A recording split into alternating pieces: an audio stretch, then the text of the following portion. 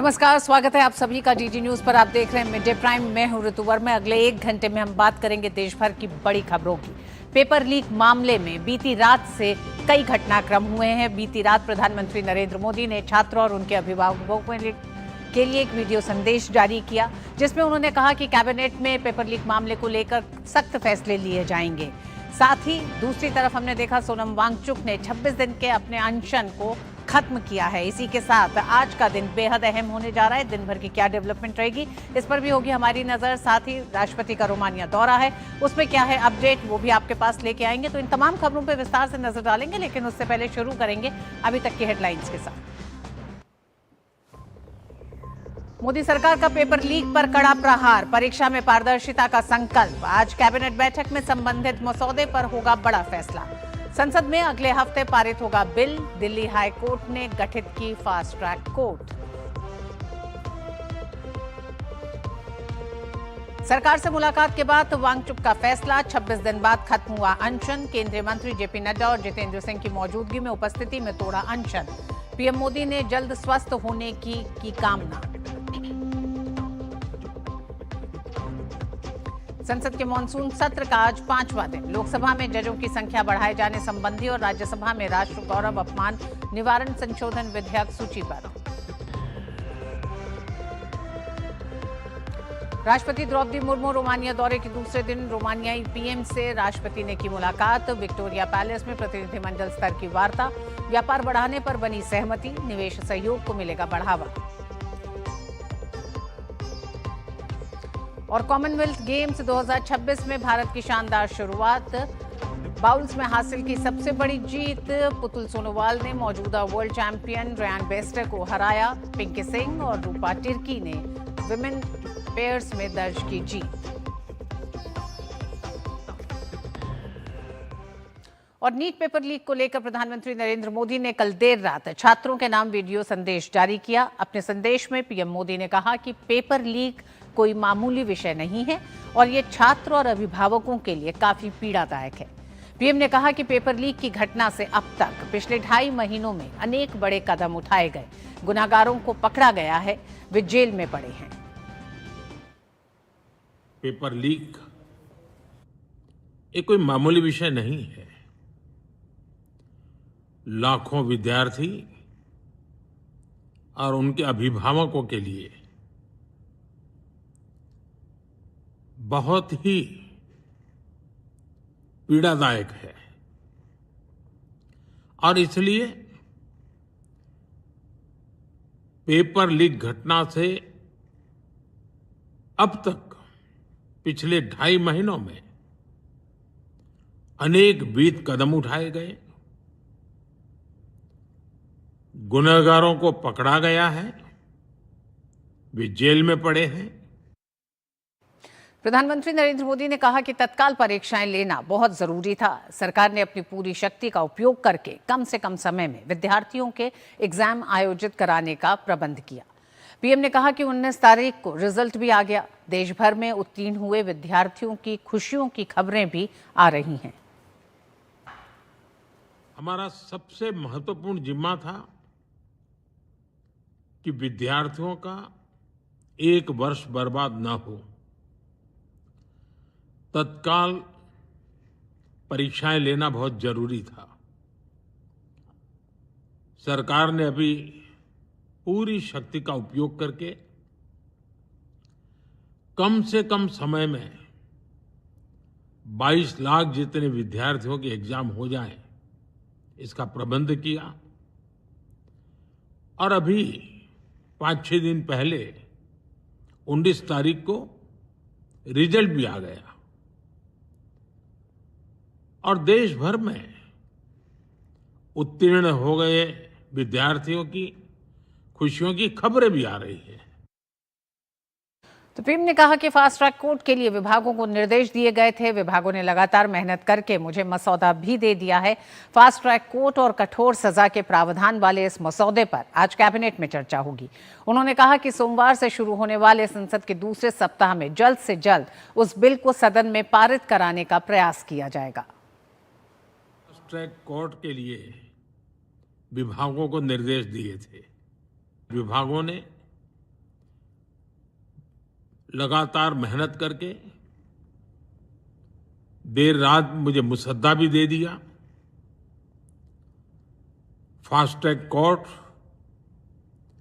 और कठोर सजा के प्रावधान के साथ का ये मुसद्दा कैबिनेट में चर्चा होगी। कैबिनेट के साथियों के सुझाव के बाद उसका अंतिम रूप दिया जाएगा और सोमवार से संसद का दूसरा सप्ताह शुरू हो रहा है, तब जल्द से जल्द उस बिल को सदन में पारित कराने का प्रयास किया जाएगा। प्रधानमंत्री नरेंद्र मोदी की विशेष अदालतों के गठन की घोषणा के बाद दिल्ली हाईकोर्ट ने फास्ट ट्रैक कोर्ट का गठन कर दिया है। दिल्ली हाईकोर्ट ने गुरुवार को public examination prevention of unfair means act 2024 के तहत मामलों की सुनवाई के लिए खास तौर पर एक फास्ट ट्रैक कोर्ट का गठन किया। रजिस्ट्रार जनरल अरुण भारद्वाज की ओर से जारी एक आदेश में हाईकोर्ट ने कहा कि चीफ जस्टिस DK उपाध्याय ने राउज एवेन्यू कोर्ट कॉम्प्लेक्स में नए बने फास्ट ट्रैक कोर्ट में अनु ग्रोवर बालिगा को स्पेशल जज PC एक्ट CBI 25 के तौर पर तैनात करने का आदेश दिया है। ये ट्रांसफर तुरंत प्रभाव से किया गया है। ये कोर्ट खास तौर पर public examination prevention of unfair means act 2024, जिसे आमतौर पर नकल रोधी कानून कहा जाता है, के तहत अपराधों और उनसे जुड़े अपराधों की सुनवाई करेगी।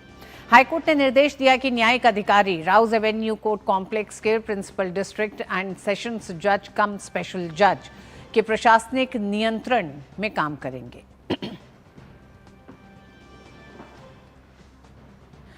पेपर लीक और परीक्षा में होने वाली गड़बड़ियों पर लगाम लगाने के लिए केंद्र सरकार ने सार्वजनिक परीक्षा अधिनियम 2024 पहले से लागू किया है और इस कानून का मकसद UPSC, SSC, RRB जैसी भर्ती परीक्षाओं और नीट, JEE, CUET जैसी प्रवेश परीक्षाओं में पेपर लीक, नकल और संगठित कदाचार को रोकना है।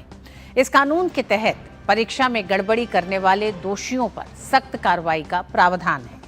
सामान्य अपराध में 3 से 5 साल तक की जेल और 10 लाख रुपए तक जुर्माने का प्रावधान है, जबकि संगठित अपराध में 10 साल तक की सजा और 1 करोड़ रुपए तक जुर्माना लगाया जा सकता है।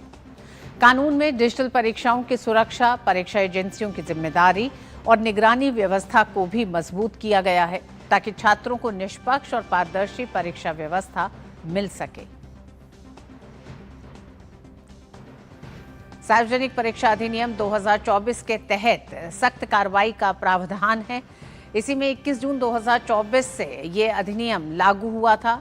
इस कानून को लागू किया गया था कि पेपर लीक के साथ साथ जुड़ी उन तमाम समस्याओं का समाधान हो सके। UPSC, SSC, NEET, JEE, CUET जैसी परीक्षाओं को लेकर ये कानून है। परीक्षा माफिया और सेवा प्रदाताओं पर भी इस कानून के तहत कार्रवाई की जाती है। दोषियों के खिलाफ 3 से 10 साल तक की जेल का प्रावधान है। इस कानून में ये तमाम प्रावधान है। प्रधानमंत्री का आश्वासन है कि इसे और कठोर किया जाएगा। संगठित अपराध पर 1 करोड़ रुपए तक जुर्माने का प्रावधान मौजूदा कानून में है। साथ ही मौजूदा कानून में सामान्य अपराध के लिए 3 से 5 साल की जेल का प्रावधान भी है। देखना होगा कि कैबिनेट में आज इस कानून को लेकर किस तरह से और कठोर किया जाएगा। इस सजा के प्रावधान को भी 10 साल तक की सजा है। संगठित अपराध में कंप्यूटर आधारित परीक्षाओं के लिए भी मानक तय करता है ये कानून। 2024 में इस कानून को बनाया गया। डिजिटल और भौतिक सुरक्षा पर सबसे ज्यादा जोर है सार्वजनिक परीक्षा अधिनियम 2024 का। इस कानून के तहत डिजिटल परीक्षाओं की सुरक्षा के लिए नए नियम तय किए गए थे इस कानून में। और नीट पेपर लीक मामले से जुड़ी याचिकाओं पर आज सुप्रीम कोर्ट में भी सुनवाई हुई, जिसमें केंद्र सरकार ने अदालत को आश्वासन दिया है कि परीक्षा प्रणाली में व्यापक सुधार किए जाएंगे। सॉलिसिटर जनरल तुषार मेहता ने अदालत से कहा कि बच्चों का हित सर्वोपरि है और परीक्षा प्रणाली में सुधार की पूरी प्रक्रिया सरकार के सर्वोच्च स्तर की निगरानी में चल रही है।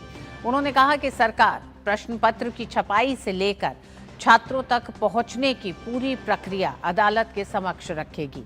सुनवाई के दौरान सुप्रीम कोर्ट ने सरकार से कहा कि हलफनामे में ये भी बताया जाए कि क्या भविष्य में नीट परीक्षा को पूरी तरह कंप्यूटर आधारित बनाया जा सकता है। अदालत ने परीक्षा के डेटा की सुरक्षा, साइबर सुरक्षा की जिम्मेदारी और उसकी निगरानी की व्यवस्था पर भी जवाब मांगा है। कोर्ट ने कहा है कि सरकार ये भी बताए कि परीक्षा आयोजित करने वाली संस्था को कैसे मजबूत बनाया जाएगा, गवर्निंग बोर्ड की व्यवस्था क्या होगी और टेस्टिंग व्यवस्था को कैसे बेहतर बनाया जाएगा। मामले की अगली सुनवाई 3 अगस्त को होगी। और नीट लीक मामले में सुप्रीम कोर्ट में सुनवाई हुई है। नीट याचिकाओं पर सुप्रीम कोर्ट में इस सुनवाई में सॉलिसिटर जनरल तुषार मेहता ने कहा कि बच्चों के हित सर्वोपरि हैं।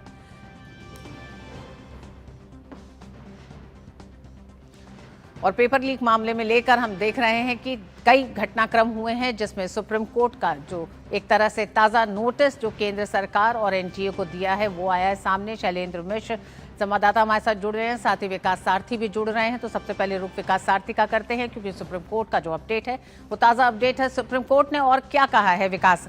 हालांकि अब जो हमने बताया कि विस्तार से एनटीए को लेकर भी, क्योंकि जो संस्थाएं करा रही हैं उनको भी लेकर कई ऐसे सवाल हैं जो सुप्रीम कोर्ट ने रखे हैं एसजी के सामने।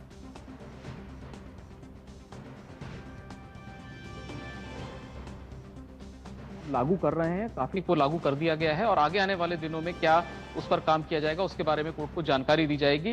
हालांकि कोर्ट ये चाहता था कि इसकी मामले की सुनवाई जल्द से जल्द हो, लेकिन जिस तरह का हलफनामा यहां पर दायर किया जाना है सरकार की तरफ से, उसके लिए सॉलिसिटर जनरल तुषार मेहता ने कहा कि हमें पर्याप्त समय चाहिए। इसीलिए कोर्ट ने 3 अगस्त को इस मामले की दोबारा सुनवाई करने का फैसला किया है। और साथ ही कोर्ट की तरफ से ये सुझाव भी था कि आप ये जो प्रिंटेड पेपर होता है, जो क्वेश्चन पेपर होता है, इस मोड से निकलकर पूरी तरह ऑनलाइन परीक्षा, कंप्यूटर बेस्ड एग्जामिनेशंस को लेकर के क्या उस विकल्प की ओर विचार नहीं कर सकते। एसजी ने कहा कि हम सभी चीजों पर विचार कर रहे हैं जिसके जरिए एक साफ पारदर्शी व्यवस्था बनाई जा सके। नीट और अन्य दूसरी इस तरह की जो प्रतियोगी परीक्षाएं केंद्र सरकार की तरफ से कराई जाती हैं उनको लेकर के बहुत बड़े स्तर पर काम हो रहा है, लेकिन जो जो अभी तक स्टेप्स लिए गए हैं और जो लिए जाने हैं उनका ब्यौरा हलफनामे के तौर पर केंद्र सरकार की तरफ से कोर्ट में रखा जाएगा। 100 से ज्यादा रिकमेंडेशंस थी, आप याद करें, राधाकृष्णन समिति की, और उसमें से जो जो सरकार को जिनको लगा कि जिन पर तुरंत काम करने की जरूरत है उन पर कार्रवाई शुरू की जा चुकी है। ये जानकारी कोर्ट को आज सॉलिसिटर जनरल की ओर से दी गई। जी विकास, नीट का अब ये मामला सुप्रीम कोर्ट में मौजूद है और आप देख रहे हैं कि सड़क से लेकर संसद तक जिस तरह का कोहराम दिखाई दे रहा है, ऐसे में सुप्रीम कोर्ट ने जो जिन बातों को रखा है, क्या इन बातों पर इससे पहले भी, क्योंकि नीट की परीक्षा जब लीक हुई तब भी मामला सुप्रीम कोर्ट तक पहुंचा था? बिल्कुल, देखिए, ये इस बार जिस स्तर पर प्रतिक्रिया हुई है और जिस स्तर पर लीक की आशंका दिखी है, ऐसा पहले तो नहीं हुआ था, लेकिन लीक की घटना याद करें आप, राजस्थान के कुछ सेंटर पर 2024 में भी हुई थी और उसी के चलते ये पूरी समिति बनाई गई थी। लेकिन उस वक्त कोर्ट इस बात को लेकर के आश्वस्त था कि ये जो गड़बड़ी हुई है ये पर्टिकुलर कुछ सेंटर्स पर हुई है और इसीलिए वहां की परीक्षा रद्द हुई थी। लेकिन इस बार जिस तरह की लीक की रिपोर्टिंग हुई, जिस तरह से कि कहां कहां पर इस तरह के सवाल पहुंचे हैं स्टूडेंट्स के पास, उसको देखते हुए सरकार को ये लगा था कि उचित होगा कि पूरी परीक्षा को ही रद्द करके दोबारा परीक्षा कराई जाए। तो पहले जो इस तरह की गड़बड़ी हुई थी उसके बाद ही सुप्रीम कोर्ट में मामला पहुंचा था। कोर्ट की डायरेक्शन पर ही समिति बनी थी। इस बार जो पूरा मामला है उसमें इसको लेकर के ज्यादा संकट पैदा हुआ है कि सभी के एग्जाम्स रद्द कर दिए गए, जबकि 24 में पर्टिकुलर सेंटर्स पे री एग्जामिनेशन हुआ था। तो इसलिए इस बार कोर्ट और ज्यादा गंभीर है कि जब हम 24 में हमने इसको लेकर के दिशा निर्देश जारी किए थे, उसके बावजूद अगर कुछ जगहें बच गई हैं जहां पर इस तरह की घटनाओं को नहीं रोका जा सका, तो उनको फिक्स करने के लिए, उन लूप होल्स को बंद करने के लिए सरकार के पास आगे आने वाले दिनों में क्या एजेंडा है। जी, बहुत बहुत धन्यवाद विकास इस पूरे मामले पे अपनी जानकारी के साथ। शैलेंद्र हमारे साथ बने हुए हैं। शैलेंद्र, ये मामला संसद तक पहुंचा है और अगर कल रात से अभी तक के घटनाक्रमों की बात करें शैलेंद्र, तो प्रधानमंत्री ने अपना एक वीडियो संदेश दिया जिसमें बहुत साफ कहा कि इसे लेकर कैबिनेट में आज कुछ सख्त फैसले किए जाएंगे। विपक्ष कितना आश्वस्त दिखाई दे रहा है, क्योंकि संसद के भीतर का गतिरोध है, लोकसभा सोमवार तक के लिए स्थगित कर दी गई है। ऐसे में क्या विपक्ष संतुष्ट दिखाई देता है? विपक्षी दलों की अपनी मांग है और अड़े हुए हैं और हमने देखा कि लोकसभा और राज्यसभा में गतिरोध बना रहा। अब कैबिनेट की बैठक शुरू हो रही है और सबकी निगाहें हैं कि जो विधेयक में संशोधन की बात है, 2024 में जो कानून बना था, सख्त कानून, उसको और सख्त बनाने को लेकर क्या कुछ प्रावधान किया जाता है। हम जानते हैं कि 3 स्तर पर कदम पहले उठा लिए गए हैं। सोनम वांगचुक ने अपना अनशन तोड़ दिया है, उनको ये आश्वासन दिया गया कि सरकार संसद के अंदर बहस चर्चा के लिए तैयार है। जो पीड़ित परिवार हैं उनको मुआवजा देने की बात है और बाकी कदम उठाए जाने की बात है, जो सरकार पहले ही इस तरफ संकेत दे चुकी है। तो जो प्रमुख मांगे हैं वो तकरीबन मान ली गई हैं। अब जो कि सभी की निगाहें है कि कैबिनेट की बैठक में आज एक सख्त प्रावधान वाला कानून पारित होगा, जिसमें संगठित जो पेपर लीक माफिया हैं उनको लंबे समय तक जेल में रखा जा सकेगा। हालांकि 10 साल की जेल अभी जो मौजूदा प्रावधानों में है, इससे और आगे बढ़ाया जा सकता है, जुर्माना बढ़ाया जा सकता है। क्या कुछ प्रावधान होगा, इस पर आज लोगों की निगाहें होंगी। कैबिनेट की बैठक जब खत्म होगी तो उस बारे में जानकारी मिलेगी। लेकिन सबसे महत्वपूर्ण बात यह है कि कल हमने देखा प्रधानमंत्री नरेंद्र मोदी ने जिस तरह से कहा कि छात्रों के हित जो है सबसे बड़ी प्राथमिकता सरकार की, और उन्होंने अपील की और बहुत स्पष्ट तौर पर कहा कि कठोर कानून हम बनाने जा रहे हैं। तो ये बहुत संकेत है कि तमाम कदम पहले उठाए गए, जैसे नीट की परीक्षा दोबारा कराई गई, अन्य कदम उठाए गए। अब सरकार कठोर कानून बनाने जा रही है, जिसकी आज कैबिनेट में ये पूरी उम्मीद है कि पारित होगा यह कानून, और संभवतः सोमवार को ये लोकसभा में इस बिल को रखा जा सकता है, संशोधित बिल को, जिसमें कठोर कानून की बात कही गई है, कठोर प्रावधानों वाले बिल की बात कही गई है, जिसमें हम देखेंगे कि ज़्यादा समय तक जेल में रहने की दोषी की बात होगी और भी बहुत सारे प्रावधान होंगे जिसके बारे में थोड़ा सा इंतजार करना होगा। का भी जो रुख है, पिछले अगर हम 3 दिन की बात करें, सोमवार से लेकर 5 दिन की, इन 5 दिनों में जब से संसद का मानसून सत्र शुरू हुआ, किस तरह से विपक्ष हर बार अपने गोल पोस्ट को बदल रहा है? क्योंकि कल रात से अभी तक के जो घटनाक्रम हुए उसके बाद भी अगर विपक्ष नहीं तैयार है संसद के भीतर चर्चा के लिए, बड़ा कारण क्या दिखाई दे रहा है?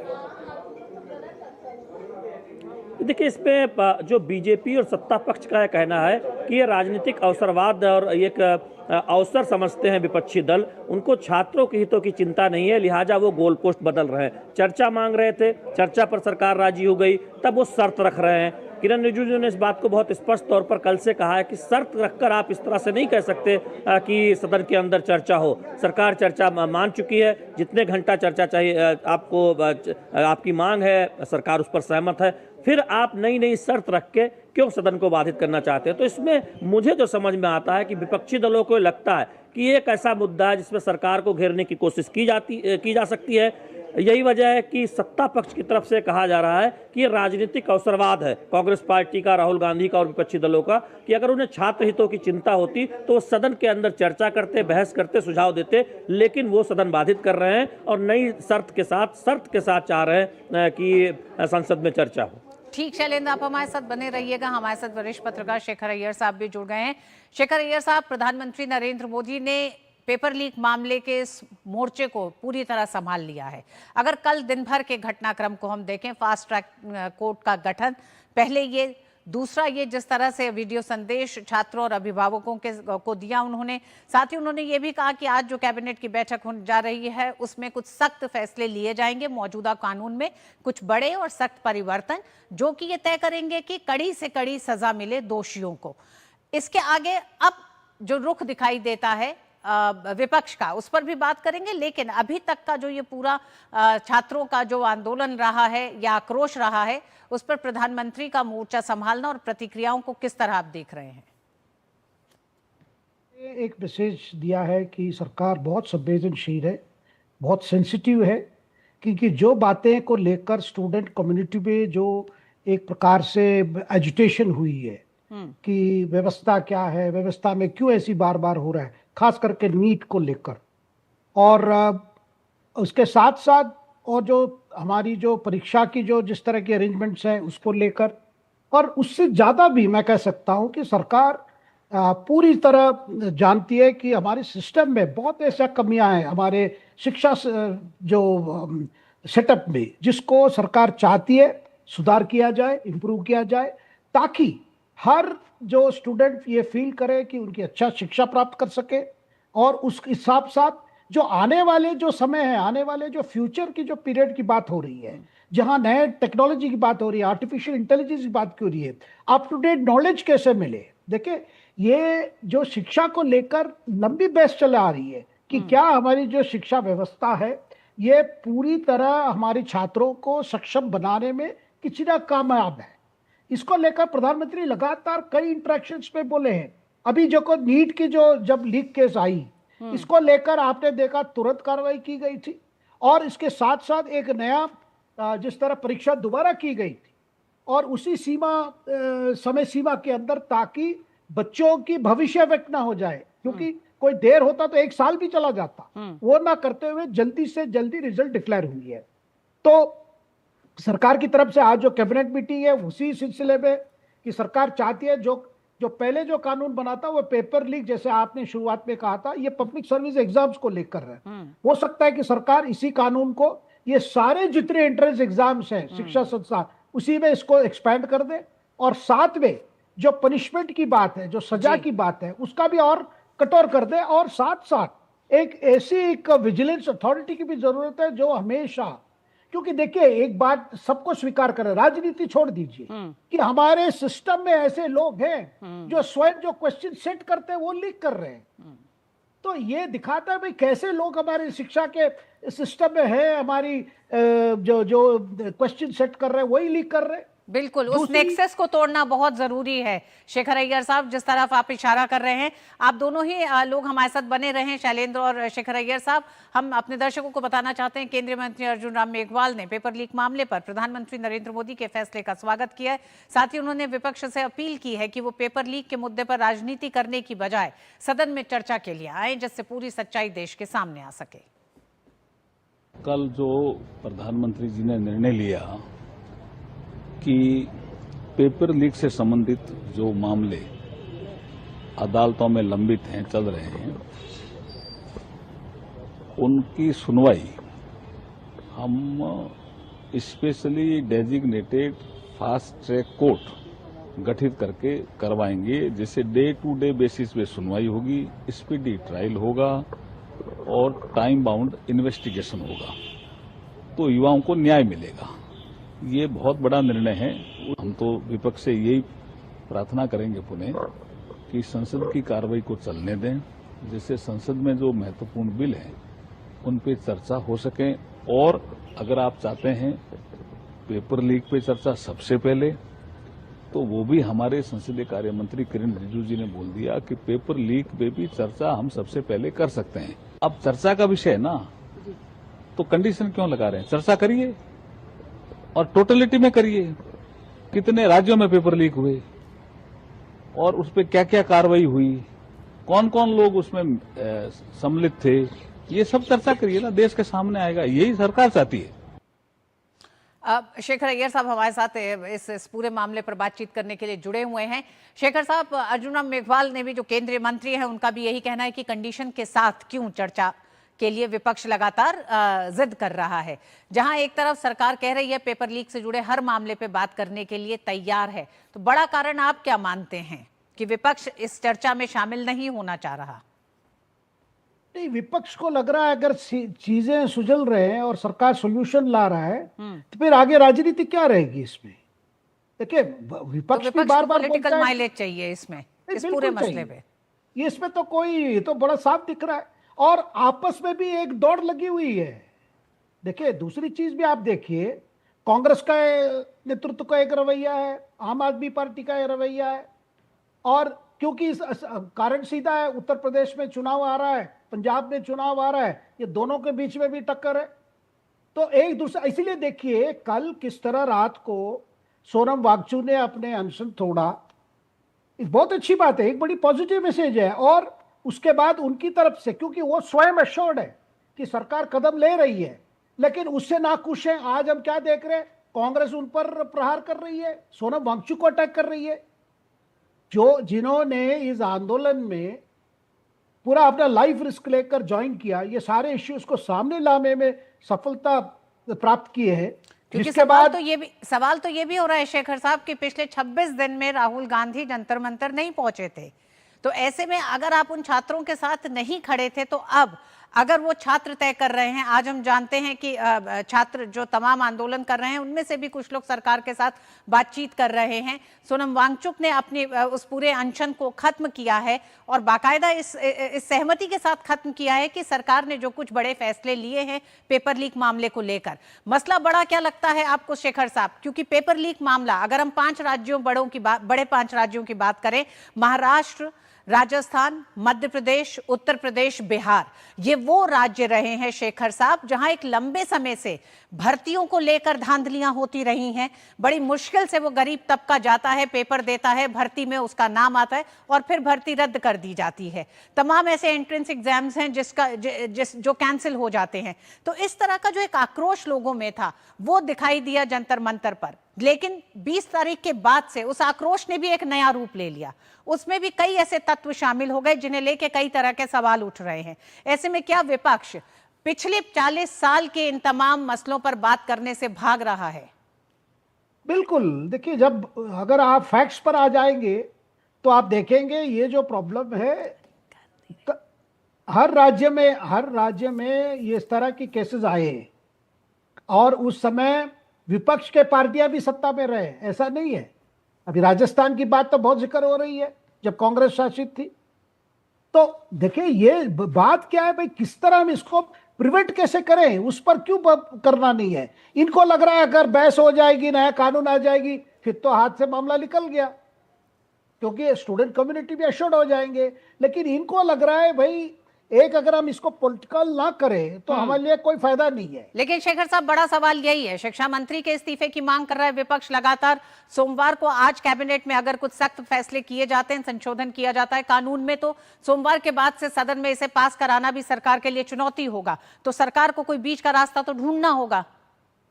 नहीं ढूंढना होगा, लेकिन रितु जी, एक मंत्री, कोई भी हो मंत्री, ठीक है, दरमियान और कोई मंत्री आ जाए, वो बड़ी बात है। या ये आप ऐसा सिस्टम बनाइए, एक फुल प्रूफ सिस्टम बनाइए, और इसमें कहां का लूप होल है, किस तरह की माफिया ऑपरेट कर रहा है इसमें। देखिए, एक जगह एक राज्य में पेपर लीक हो रहा है, वो पूरे ऑल इंडिया कैसे डिस्ट्रीब्यूट हो रहा है, इसके पीछे कौन कौन है। आपको जो ट्यूटोरियल का लेकर जिस तरह चल रहा है, और बच्चे जो परेशान हो रहे हैं, जो 10वीं पहुंचते ही उनकी परेशानी शुरू हो जाती है।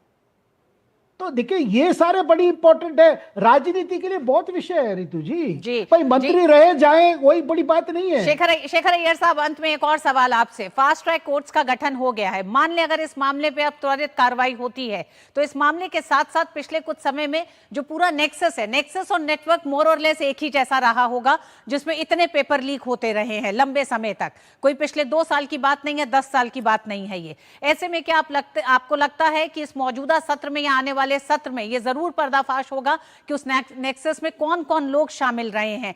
अभी जो विपक्ष को लगता है उनके लिए बड़ा मुद्दा है, ये उनके गले की फांस बन सकती है आने वाले समय में। देखिए, आने वाले समय उनके लिए लगेगा कि ये इश्यू हाथ से निकल गया, क्योंकि सरकार ने कार्रवाई की है। और नीट को लेकर ही आप देखें, सीबीआई ने किस तरह 13 लोगों को जो ये किया है, चार्जशीट अभी बना रहा है, और उनकी देखिए, वो 13 लोगों के बारे में बात नहीं हो रही है। कौन है ये 13 लोग? कोई टीचर है, कोई एग्जाम सेटर है, कोई क्वेश्चन पेपर सेटर है, कोई क्वेश्चन पेपर जहां बनती है उस इलेक्ट्रॉनिक सिस्टम की इंचार्ज है। ऐसे लोग जिन पर पूरे देश भरोसा रखता है, वही इस तरह की कार्रवाई कर रहे हैं। इनको एक्सपोज करना चाहिए, और अवश्य इनके पीछे तो कोई ना कोई है जी। और ये बात भी हमें इस समय बोलना चाहिए, कौन वो पेरेंट्स हैं जो पैसे देकर क्वेश्चन खरीद के अपने बच्चों को पास कराना चाहते हैं नीट में? क्या उन पेरेंट्स की जिम्मेदारी नहीं बनती है? ठीक, समाज ये मामला में समाज की बात आती है इसमें। ठीक शेखर साहब, पहले उन दोषियों को पकड़ा जाएगा और फिर समाज से भी सवाल होंगे। लेकिन बड़ा सवाल यही है कि जिन दोषियों को अभी तक जो जेल के भीतर हैं, उनको लेकर सख्त कार्रवाई हो, सख्त सजा हो। नजरें सबकी इसी पर हैं कि आज कैबिनेट में जो फैसला लिया जाएगा, मौजूदा जो कानून है उसमें किस तरह के बड़े कड़े प्रावधान किए जा रहे हैं। बहुत बहुत धन्यवाद आपका भी। शैलेंद्र, समय कम था, आपसे सवाल नहीं कर पाए, माफ कीजिएगा। धन्यवाद। वक्त एक छोटे से ब्रेक का है।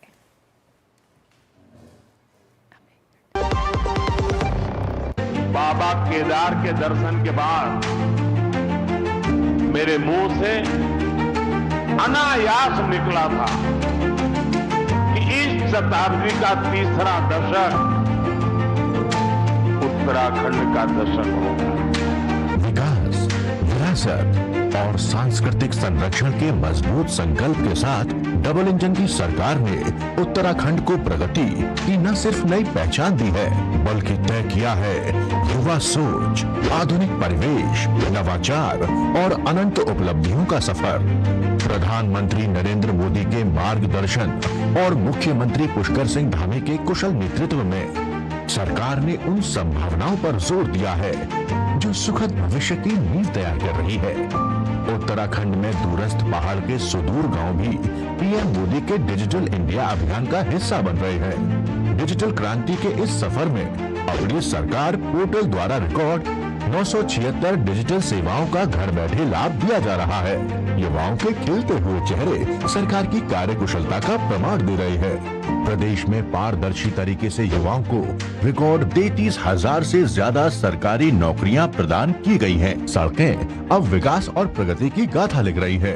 12,000 करोड़ से अधिक लागत से निर्मित एक्सप्रेस वे परियोजना से दिल्ली से देहरादून की दूरी मात्र 2.5 घंटे की रह गई है। चार धाम यात्रा को सुगम बनाने के लिए 11,700 करोड़ से अधिक ऑल वेदर रोड का कार्य 92% से ज्यादा पूर्ण हो चुका है। भारतमाला परियोजना के तहत टनकपुर से पिथौरागढ़ NH 125 का निर्माण कार्य पूरा हो चुका है। ऋषिकेश कर्णप्रयाग रेलवे लाइन निर्माण का कार्य 70% से ज्यादा पूरा हो गया है। डबल इंजन सरकार के अथक प्रयास से संवर रहा है उत्तराखंड, आगे बढ़ रहा है उत्तराखंड। सामाजिक कार्यकर्ता सोनम वांगचुक ने 26 दिन से चल रहे अपने अनशन को समाप्त कर दिया है। केंद्रीय मंत्रियों जेपी नड्डा और डॉक्टर जितेंद्र सिंह से मुलाकात के बाद उन्होंने ये फैसला लिया। पेपर लीक मामले में शिक्षा मंत्री धर्मेंद्र प्रधान के इस्तीफे की मांग पर अड़े वांगचुक बीती 28 जून से अनशन पर थे। सोनम वांगचुक ने एक्स पर लिखा कि केंद्रीय मंत्री जेपी नड्डा और डॉक्टर जितेंद्र सिंह व लेह लद्दाख की एपेक्स बॉडी के वरिष्ठ नेताओं की मौजूदगी में मैंने 26 दिनों के बाद अपना अनशन समाप्त किया। वांगचुक ने आगे बताया कि इससे पहले अलग अलग राजनीतिक दलों के 65 सांसदों ने मुझसे मिलकर या पत्र लिखकर अनशन तोड़ने का आग्रह किया था। ये कदम विभिन्न शर्तों पर लंबी बातचीत और देश में संभावित हिंसा को ध्यान में रखते हुए उठाया गया है। मैं बहुत जल्द एक अलग वीडियो में इन शर्तों के बारे में विस्तार से बताऊंगा। इस बीच मैं आप सभी से आग्रह करता हूं कि कहीं भी किसी भी तरह की हिंसा न होने देने को लेकर बहुत सतर्क रहें। I'm grateful that the government has shown sensitivity towards the children who have been victims, towards the youth who were peacefully protesting on those dates, and that both the ruling party and MPs from the opposition have assured me that their discussions will happen on the floor of the parliament regarding reforms in the examination system like NEET and others, and that we will also be discussing about the accountability of such lapses, and that we'll all make sure that such things never happen. No child, no parent will have to go through what these 20 children and their parents had to go through. I'm happy that you have assured me that, and I'm sure as the children have been demanding, at the suitable time, I'm no one to dictate, you will take accountability in the ministry with the minister also as a responsibility, and I'm sure you are already considering. And with these assurances, I'm touched and grateful to the government, and I want to appeal to the protesting students to maintain utmost peace.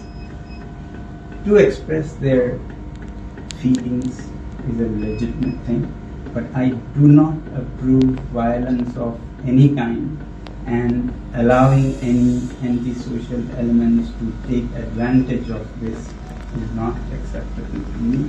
It should be a genuine demand by genuinely concerned people, in this case youngsters. So with that being fulfilled, I'm grateful and I'll be happy to break my fast. Thank you. Thank you. Thank you. तो इन शब्दों के साथ 26 दिन के अपने अनशन को समाप्त किया सोनम वांगचुक ने। उधर केंद्रीय मंत्री भूपेंद्र यादव ने नीट पेपर लीक मामले पर कहा कि संसद में इस मुद्दे पर पूरी चर्चा होनी चाहिए। उन्होंने विपक्ष से आवश्यक राजनीति से बचने और छात्रों के हितों को प्राथमिकता देने की अपील की। सरकार ने अपनी तरफ से चर्चा का भी आमंत्रण विपक्ष को दिया। छात्रों के विषयों को पूरी संवेदनशीलता के साथ आगे बढ़ाने का जो संकल्प माननीय प्रधानमंत्री जी ने दिया है, वो इस बात को दर्शाता है कि हम अपनी युवा पीढ़ी को, उनके रचनात्मक विषयों को देश निर्माण के लिए पूरी तरीके से उपयोग करना चाहते हैं। पक्ष को इसमें जो एक अनावश्यक राजनीति करके, उत्तेजना फैला के, परिस्थितियों का राजनीतिक दोहन करके छोटे लक्ष्यों की ओर नहीं जाना चाहिए। प्रधानमंत्री नरेंद्र मोदी द्वारा देश में पेपर लीक के मामलों पर सख्त कार्रवाई और ऐसे मामलों की त्वरित सुनवाई के लिए फास्ट ट्रैक व्यवस्था पर जोर दिए जाने के बाद छात्रों ने इस पहल का स्वागत किया है। नीट यूजी 2026 परीक्षा में ऑल इंडिया रैंक 9 हासिल करने वाले गौरव सिंह ने कहा कि पेपर लीक जैसी घटनाएं छात्रों की मेहनत और मनोबल पर गहरा असर डालती हैं। उनका मानना है कि यदि ऐसे मामलों की सुनवाई फास्ट ट्रैक कोर्ट्स में होगी और दोषियों को जल्द सजा मिलेगी तो पेपर लीक की घटनाओं पर प्रभावी रोक लगेगी। पेपर लीक बहुत ख़राब चीज़ है और इसका स्टूडेंट्स पर बहुत ख़राब इफेक्ट पड़ता है। तो अगर फास्ट ट्रैक कोर्ट में केसेस जाते हैं तो इससे पेपर लीक की घटनाएं कम होंगी और थोड़ा कॉन्फिडेंस बढ़ेगा छात्रों के अंदर, वो भी अच्छे से तैयारी कर पाएंगे। बाकी सरकार ने बहुत अच्छा कदम उठाया है ना, इससे पेपर लीक की घटनाएं कम होंगी। और नीट पेपर लीक मामले समेत विभिन्न मुद्दों को लेकर लोकसभा में आज भी जोरदार हंगामा देखने को मिला। विपक्ष के लगातार विरोध के बीच लोकसभा की कार्रवाई बाधित रही। विपक्षी सदस्यों ने लोकसभा में जमकर हंगामा किया, जिसके कारण सदन की बैठक एक बार के स्थगन के बाद सोमवार सुबह 11 बजे तक के लिए स्थगित कर दी गई। हालांकि इस दौरान संसदीय कार्य मंत्री किरण रिजिजू ने कहा कि सरकार नीट पेपर लीक पर चर्चा के लिए पूरी तरह तैयार है। रिजिजू ने विपक्ष से बहाने छोड़कर चर्चा शुरू करने और पेपर लीक जैसे गंभीर मुद्दे का राजनीतिकरण नहीं करने की अपील की। राज्यसभा में भी यही स्थिति देखने को मिली। नीट पेपर लीक मामले को लेकर गतिरोध जारी रहा। राज्यसभा में विपक्षी सदस्यों ने शिक्षा मंत्री के इस्तीफे के बाद ही इस मुद्दे पर चर्चा कराने की मांग की। लगातार हंगामे के चलते सदन की कार्रवाई पहले स्थगित की गई और बाद में दोपहर 2 बजे तक के लिए स्थगित कर दी गई।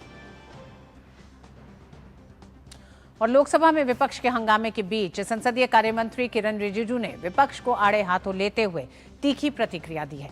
उन्होंने सदन में चर्चा और गतिरोध को लेकर विपक्ष के रवैये पर सवाल उठाए। किरण रिजिजू ने राहुल गांधी को कहा कि आप अपने साथियों को समझाएं, सरकार आज भी चर्चा के लिए तैयार है और विपक्ष चर्चा शुरू करे।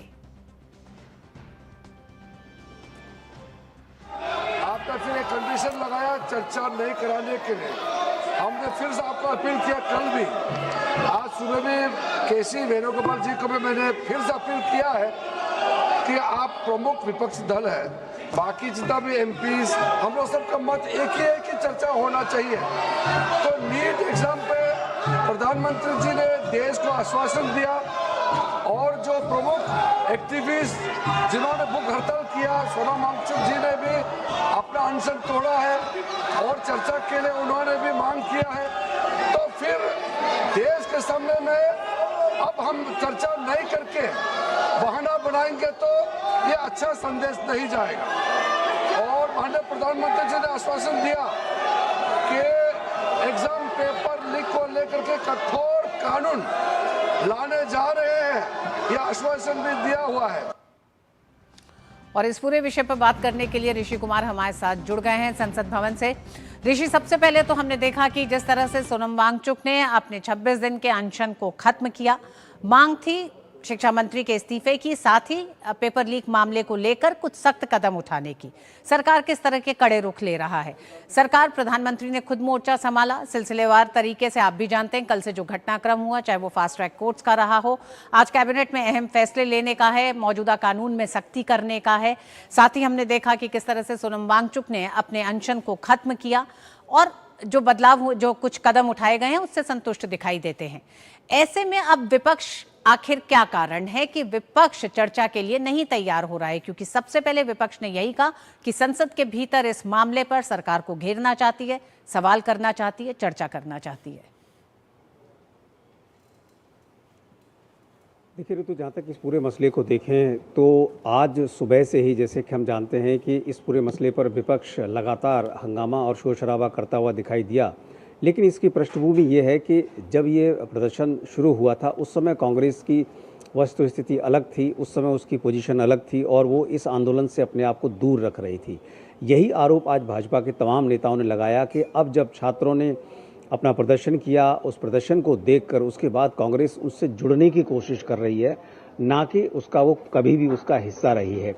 अब ऐसे में कांग्रेस को लेकर लगातार विपक्ष पर ये सत्ता पक्ष का आरोप है कि वो बच्चों के पीछे छुपकर एक सियासत को करने की कोशिश कर रहे हैं। वहीं दूसरी ओर अगर दोनों सदनों में देखें तो राज्यसभा लोकसभा में विपक्ष की तरफ से लगातार इस बात की मांग की जा रही है कि पहले इस्तीफा होना चाहिए, उसके बाद चर्चा होगी। इस बीच ये जो महत्वपूर्ण घटनाक्रम हुआ जिसका आपने भी जिक्र किया, चाहे वो प्रधानमंत्री की तरफ से अपील हो, फास्ट ट्रैक कोर्ट की बात हो, और अब इस पर सरकार एक विधेयक लाने की बात कर रही है, कड़े कानून के लाने की बात कर रही है। कैबिनेट में उस पर चर्चा करा के उसको रखा जाएगा सदन पर। ऐसे में अब विपक्ष के पास विकल्प बहुत कम बचे हैं, क्योंकि कोई भी जो मुद्दा है अगर उस पर सरकार इस बात को लेकर सहमत है कि इस पर कड़े कानून बनाकर, चूँकि कानून बनना एक आगे का एक बहुत बड़ी दिशा तय करेगा। अगर किसी मुद्दे पर कोई घटनाक्रम हो रहा है और सिर्फ इस्तीफे तक ही उसे रखा जाए तो कल को ये घटना होगी तो उस पर क्या पृष्ठभूमि बनेगी, क्या कार्रवाई होगी, इसकी क्या गारंटी है। इस बात को सरकार सुनिश्चित करना चाहती है कि इस गारंटी को कि भविष्य में इस तरीके की घटनाएं न हो, और अगर घटनाएं होती हैं तो उसके लिए एक पूरा रोड मैप हो सरकार के पास कार्रवाई करने के लिए, ताकि इस कानून के माध्यम से इस पर सख्त से सख्त कार्रवाई की जा सके। ये जो घटनाक्रम है ये मुझे लगता है विपक्ष को कहीं ना कहीं विचलित कर रहा है, और इसी वजह से अब वो अपनी मांगों पर कि पहले सिर्फ और सिर्फ विपक्ष तभी चर्चा में आएगा जब इस्तीफा होगा, दूसरा जिन बच्चों के खिलाफ जिनके खिलाफ कार्रवाई हुई है पुलिस के द्वारा, जिस तरीके के आरोप हैं उनके खिलाफ कार्रवाई हो पुलिस के खिलाफ, और तीसरा वो प्रधानमंत्री से सदन में आकर बयान देने की बात कर रहे हैं। तो इस तरीके से उनका रवैया निश्चित तौर से लोकसभा में हमने देखा तो यही दिखाई दिया कि वो अपने रुख पर अड़े हुए हैं, और इसी वजह से लोकसभा की कार्रवाई कल तक के लिए स्थगित, यानी कि सोमवार तक के लिए स्थगित कर दी गई। और अब अगर हम देखें राज्यसभा की, तो राज्यसभा 2 बजे तक के लिए स्थगित है, और 2 बजे सरकार ये प्लान कर रही है कि उसका जो विधायी कार्य है क्यों ना उसे आगे बढ़ाया जाए। लेकिन देखना होगा कि उस समय स्थिति क्या बनती है, क्योंकि यह महत्वपूर्ण विधेयक जो वंदे मातरम से संबंधित है उसको सरकार कम से कम पेश करना चाहती है, ताकि इस बिल का मसौदा सदन के पटल पर आ सके, और बाद में अगर चर्चा होकर इसके पारित कराया जाने की संभावना बनती है तो वो भी किया जा सके। ऋतु जी बिल्कुल, विपक्ष पहले सप्ताह मॉनसून सत्र के जो रुख रहा है वो ये बताता है कि जो सप्ताह शुरू होने जा रहा है, क्योंकि वो सप्ताह बेहद अहम हो जाएगा। कैबिनेट में जिस विधेयक को मंजूरी दी जाएगी उसको पास कराने के लिए सदन में सभी विपक्षी दलों का भी मौजूद होना जरूरी होगा। ऐसे में विपक्ष का क्या रुख रहता है, दिलचस्प होगा देखना। अभी तक के लिए बहुत बहुत धन्यवाद ऋषि, पूरी जानकारी के लिए। 2 बजे तक राज्यसभा की कार्रवाई एक बार फिर शुरू होगी। हम जानते हैं लोकसभा सोमवार तक के लिए स्थगित की जा चुकी है। राज्यसभा की कार्रवाई एक बार फिर 2 बजे प्रारंभ होगी। देखना होगा क्या राज्यसभा में भी फिर हंगामा होता है या उसका विधायी कार्य आगे जारी रहेगा। राष्ट्रपति द्रौपदी मुर्मू ने अपनी रोमानिया यात्रा के दौरान बुखारेस्ट में आयोजित भारत रोमानिया बिजनेस फोरम को संबोधित किया। इस कार्यक्रम में रोमानिया के राष्ट्रपति निकोसोर जैन, प्रधानमंत्री सहित दोनों देशों के उद्योग एवं व्यापार जगत के प्रमुख प्रतिनिधियों ने भी भाग लिया। बिजनेस फोरम में भारत और रोमानिया के बीच व्यापार, निवेश और आर्थिक सहयोग को और मजबूत बनाने पर जोर दिया गया। इस अवसर पर दोनों पक्षों ने आर्थिक संबंधों को नई ऊंचाइयों तक ले जाने और आपसी विकास के लिए मिलकर काम करने की प्रतिबद्धता व्यक्त की है। कार्यक्रम को संबोधित करते हुए राष्ट्रपति द्रौपदी मुर्मू ने कहा कि भारत आज दुनिया की सबसे तेजी से बढ़ती अर्थव्यवस्था है। सरकार ने निवेशकों के लिए व्यवसाय सुगमता और निवेश को बढ़ावा देने के लिए कई अहम नीतिगत सुधार लागू किए हैं।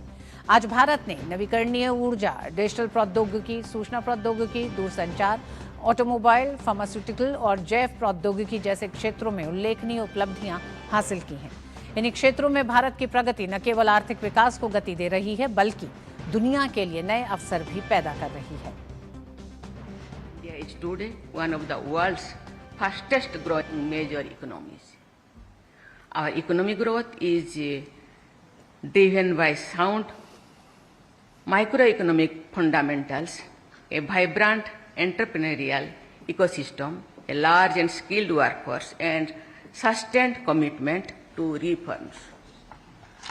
India is undergoing a remarkable transformation, emerging as a global leader in technology, innovation, and sustainable development, and experiencing significant success in sectors like renewable energy, digital technology, information technology, telecom, auto and auto components, pharma and biotechnology, space and fintech. राष्ट्रपति द्रौपदी मुर्मू ने कहा कि Bharat EU मुक्त व्यापार समझौते के साथ साथ भारत ईयू व्यापार एवं प्रौद्योगिकी परिषद भी सहयोग को नई दिशा दे रही है। ये परिषद आर्टिफिशियल इंटेलिजेंस, सेमीकंडक्टर, दूरसंचार और डिजिटल नवाचार जैसे महत्वपूर्ण क्षेत्रों में सहयोग को आगे बढ़ाने का एक प्रमुख मंच बनकर उभरा है। Indian companies are exploring Romania as a strategic entry point to the European market, while Romanian businesses can explore new opportunities in India. Besides India-EU FTA, India-EU Trade and Technology Council has emerged as a key platform for advancing cooperation in critical areas such as artificial intelligence, semiconductors, telecommunications, clean energy and digital innovation. Europe की अपनी 3 देशों की यात्रा के तहत Romania की यात्रा के दूसरे दिन राष्ट्रपति द्रौपदी मुर्मू ने विक्टोरिया पैलेस में रोमानिया के प्रधानमंत्री इली बोलोजान के साथ द्विपक्षीय बैठक की। इस दौरान दोनों नेताओं ने भारत और रोमानिया के बीच द्विपक्षीय संबंधों को और मजबूत बनाने पर विस्तृत चर्चा की। प्रतिनिधिमंडल स्तर की बैठक में व्यापार और निवेश बढ़ाने, डिजिटल सहयोग को नई गति देने तथा आर्थिक साझेदारी को और व्यापक बनाने पर विशेष जोर दिया गया। दोनों पक्षों ने आपसी सहयोग के नए क्षेत्रों की संभावनाओं पर भी विचार विमर्श किया। राष्ट्रपति मुर्मू ने भारत रोमानिया संबंधों को नई ऊंचाइयों तक ले जाने की प्रतिबद्धता दोहराई और दोनों देशों के बीच बहुआयामी सहयोग को आगे बढ़ाने पर बल दिया। वहीं रोमानियाई प्रधानमंत्री ने भी विभिन्न क्षेत्रों में भारत के साथ साझेदारी को और मजबूत करने की इच्छा व्यक्त की।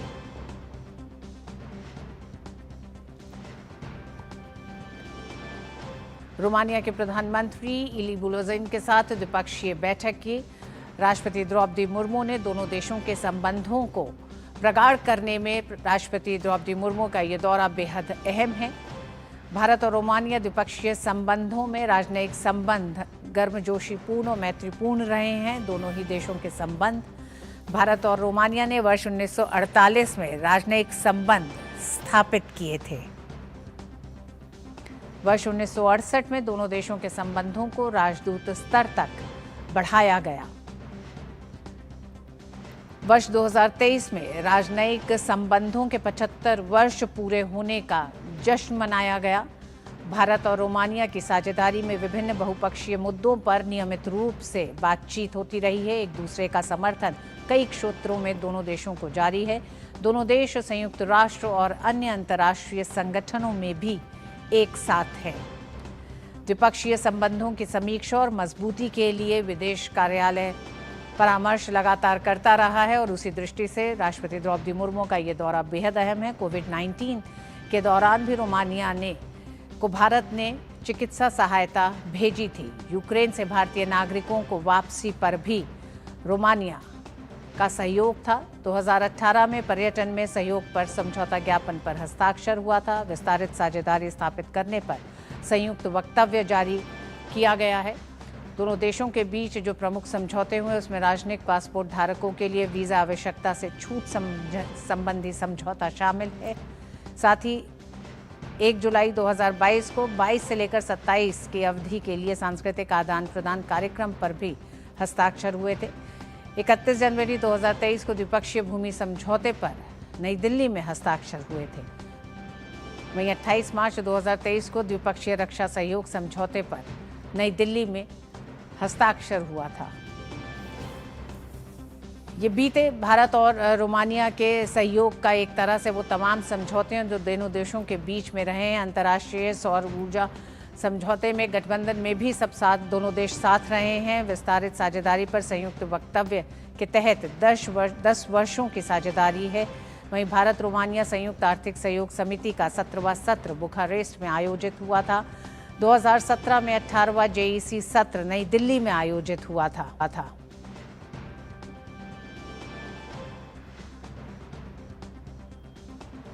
और भारत और रोमानिया द्विपक्षीय व्यापार की अगर बात करें 2025-26 में ये 118 अरब रुपए का रहा है। रोमानिया में भारतीय निवेश का अनुमान 1 से 1.5 अरब अमेरिकी डॉलर के बीच रहा है।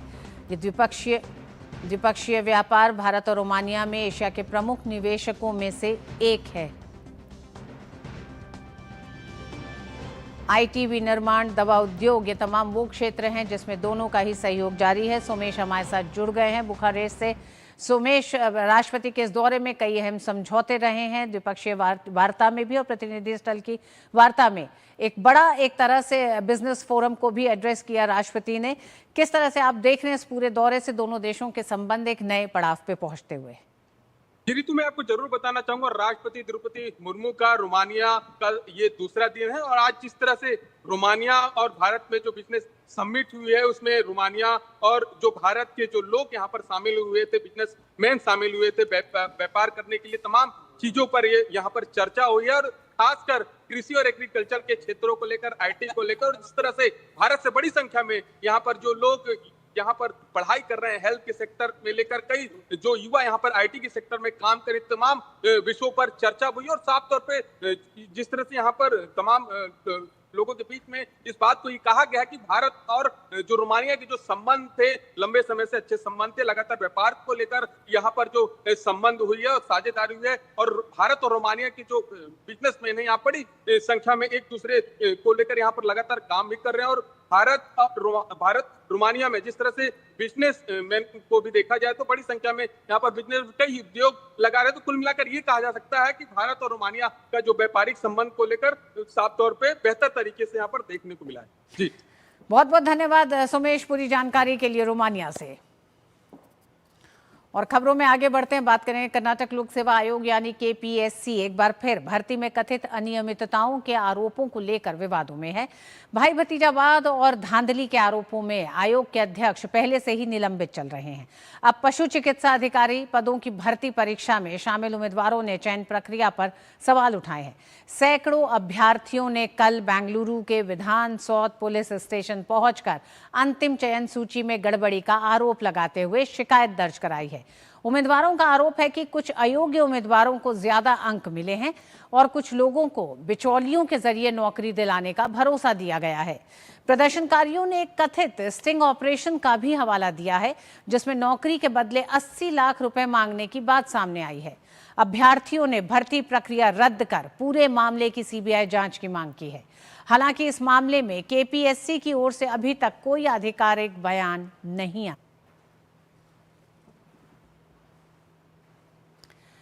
कर्नाटक लोक सेवा आयोग पर कई सवाल उठे हैं। भाजपा ने कर्नाटक सरकार को इस पूरे मामले पर घेरा है। ये केपीएससी भर्ती विवाद है। ज्योति हमारे साथ जुड़ गई हैं। अब ज्योति, दो रुख कांग्रेस का बहुत साफ दिखाई दे रहा है। एक, पेपर लीक मामले में हम देख रहे हैं संसद के बाहर किस तरह से कांग्रेस का रुख है, और दूसरी तरफ हम यहाँ पर देख रहे हैं कर्नाटक में लोक सेवा आयोग पर जो तमाम सवाल उठ रहे हैं उसके घेरे में सीधे सीधे कर्नाटक सरकार, कांग्रेस सरकार दिखाई दे रही है।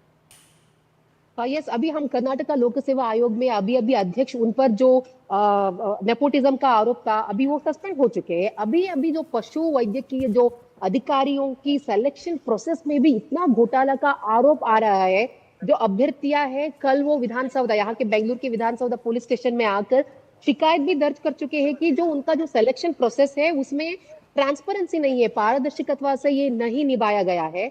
तो इसी प्रोसेस को लेकर उन्होंने चिंता जताया है कि जो प्रोसेस, मतलब अभी जनवरी में एग्जाम हुआ था, अभी जुलाई में उनका फलितांश प्रकट हुआ है।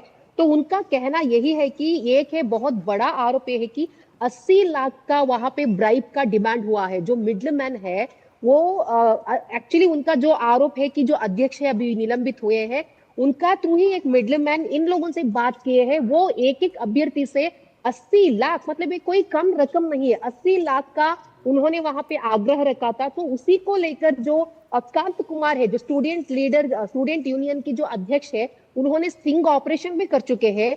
तो उस दौरान ये पता चला है कि वहां पे कैसा मतलब ब्राइब का जो ये हुआ है, सिलसिला हुआ है। उसके साथ साथ एग्जाम होने से, परीक्षा होने से पहले या 1 या 2 दिन जो क्वेश्चन पेपर है, जो लोग ब्राइब देने के लिए तैयार थे उन लोगों को लेकर रिजॉर्ट जाकर, वैसे ऐसे दूसरे अभ्यर्थियों का, विक्टिम्स का, संत्रस्त का कहना है कि दूसरे रिजॉर्ट में जाकर, आउट ऑफ स्टेट में जाकर वहां पे उन लोगों को 80 मार्क्स का जो मार्कशीट देकर उन्हें वहां पे एग्जाम लिखवाया है। तो ये तो बहुत बड़ा गंभीर आरोप है, क्योंकि सालों भर मेहनत कर वहां पे अभ्यर्थियां जो जेन्युइन है, जो जेन्युइन कैंडिडेट एग्जाम लिखने जाते हैं, लेकिन एग्जाम लिखने से पहले इतना सब घोटाला। ये एक तरफ वो कहते हैं कि OMR शीट का भी टैंपरिंग हुआ है और बहुत रूल्स ऐसे हैं यहाँ के, उनका उल्लंघन कर चुके हैं।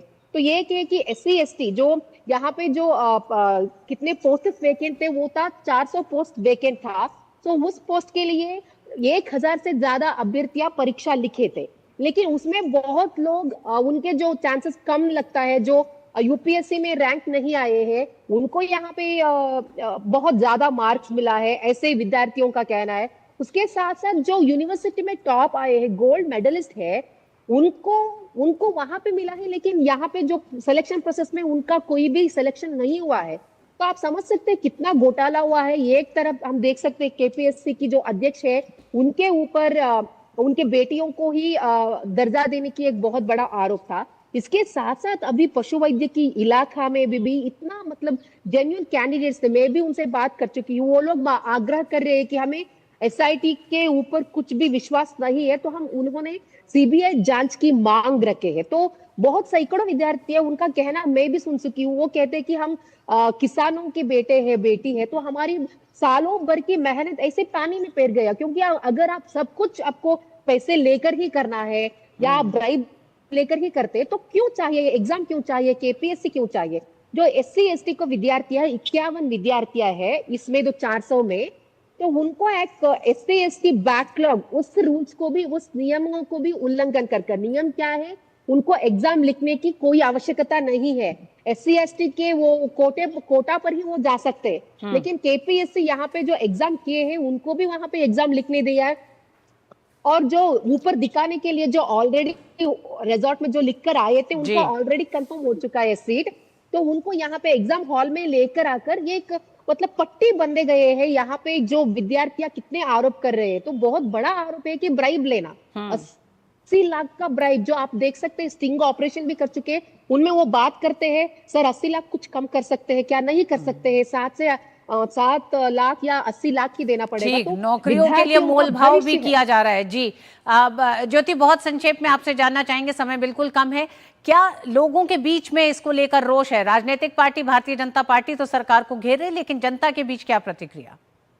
ऑब्वियसली अभी देखिए नीट को लेकर जैसे कांग्रेस दिल्ली पे वहां पे हंगामा मचा रहे, खुद का स्टेट का देखिए, यहाँ की देखिए, जो लोग बहुत नियत से मतलब बहुत जेन्युइनली परीक्षा की तैयारी करते हैं, लेकिन सरकार की लापरवाही है। KPSC तो सरकार के अंडर आती है, तो लोगों का यही कहना है कि सार्वजनिक वलय में भी यही कहना है कि सरकार इसमें बहुत ऑब्जर्वेशन करना चाहिए। चलवादी नारायण स्वामी जो प्रतिपक्ष नायक है, वो तो इस्तीफा मांग रहे हैं DK शिव कुमार की। आप दिल्ली में जाकर हल्ला बोल कहते हैं, नीट के परीक्षा की लीक को लेकर आप प्रधानी मोदी की इस्तीफा मांगते हैं। यहाँ पे पहले आप इस्तीफा दे दीजिए। यहाँ पे घोटाला का जो सिलसिला चल रहा है, तो वो भी यही कहते हैं कि जनता भी यही कहते हैं, ट्रांसपेरेंसी होनी चाहिए कोई भी परीक्षा हो। ठीक है, कांग्रेस का परीक्षा में शुचिता का खोखला नारा दिखाई देता है। जिस तरह से कर्नाटक में ठीक कांग्रेस की सरकार शामिल है KPSC में, जो घोटाला सामने आया है कथित तौर पर। बहुत बहुत धन्यवाद ज्योति, हमारे लिए पूरी जानकारी लेके आने के लिए। और मिड डे प्राइम में आज बस इतना ही, मुझे दीजिए अनुमति। नमस्कार। आवश्यकता नहीं, आद्रू निंतुಕೊಂಡ್ರಿ। Thank you.